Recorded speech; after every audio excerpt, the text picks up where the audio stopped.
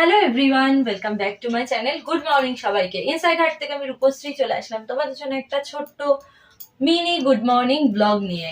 কেমন আছো সবাই? আশা করছি সবাই খুব ভালো আছো, আর আমিও ভালো আছি। ঠান্ডা তো একদম নেই বললেই চলে, টাটা বাই বাই করে মোটামুটি চলেই গেছে।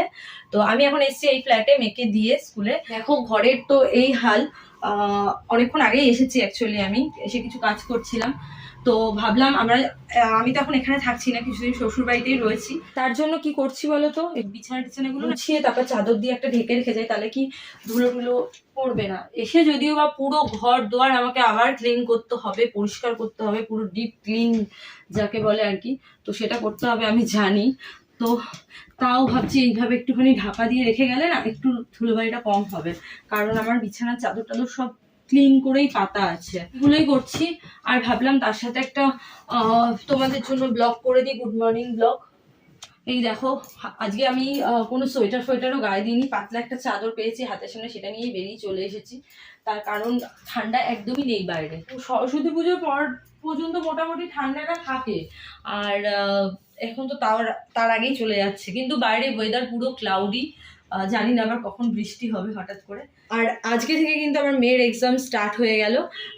তোমরা সবাই ওকে বেস্ট উইশ করো। কালকে আমি কিন্তু হেয়ার কাট করেছি, হেয়ার কাট বলতে হালকা একটু ট্রিম করেছি, আর সামনে তো আমার লেয়ার কাটা থাকেই, তো লেয়ারটাও একটু ট্রিম করে নিয়েছি, আর কিছুই করিনি। তোমরা জানো আমি চুল ছোট করতে অতটা পছন্দ করি না, চুলটা একটু লেন্থি থাকবে, বেশ ভালো লাগে দেখতে। আর এই হেয়ার কাটটা কেমন হচ্ছে প্লিজ আমাকে জানিও তোমরা। কোথায় জানাতে হবে সেটা আমি বললাম না, তোমরা জানো, নিশ্চয়ই তোমরা জানো। আমি এতদিন ধরে বলে এসেছি। পেছন দিকটা পুরো স্ট্রেটই রেখেছি, কোনো কাটিং করিনি আমি। আর একটা জিনিস দেখাই তোমাদের, দেখো আমি যেহেতু রান্না বান্না করছি না, এখানে থাকছি না, এগুলো এরকম ভাবে ঢেকে দিয়েছি বাসনগুলো, যাতে আমাকে এসে আর সেইভাবে খাটনি করতে না হয়। তো এইভাবেই রাখছি ম্যানেজ করে করে। আমি জানি এসে আমাকে সব পুরো ডিপ ক্লিন করতে হবে, তাও যতটা সম্ভব পারছি ঢেকে রাখছি। আর চলো গিয়ে তুলসী গাছটা জল দিয়ে আসি। দেখো শুকিয়ে গেছে মাটিটা পুরো।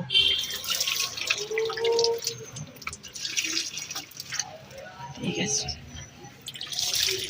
গাছগুলো একটু জল দিয়ে গেলাম, যখনই আসি না একটু একটু করে গাছগুলোকে জল দিয়ে যাই, যাতে গাছগুলো ঠিকঠাক থাকে।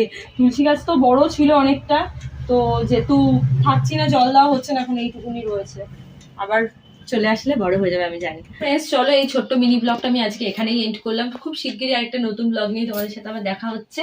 ততক্ষণ যারা আমার চ্যানেলটাকে এখনো সাবস্ক্রাইব করোনি, প্লিজ সাবস্ক্রাইব করো, লাইক করো, শেয়ার করো, অনেক অনেক মেসেজ করো, আর পাশে বেল আইকনটা অবশ্যই ক্লিক করো।